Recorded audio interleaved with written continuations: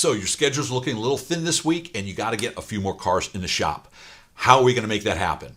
Well, first, we got to market to people that already know, love, and trust us because they're 10 times more likely to respond to any advertising than a total stranger would. Okay, so market to people that already know you.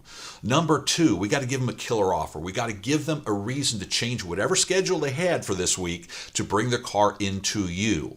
Number three, we got to use a delivery vehicle to get that message to them right away that they're going to be able to notice. Okay, since they are your own customers, you already have their phone number, so you could give them a call. You already have their cell phone number, so you could give them a text. You already have their email, so you can send them an email. So you're going to get that killer offer to the right people right away.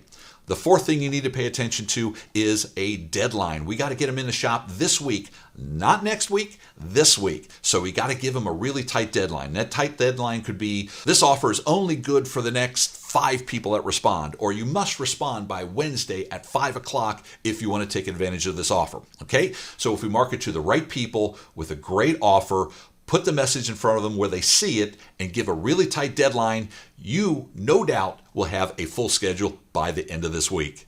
Thanks for watching.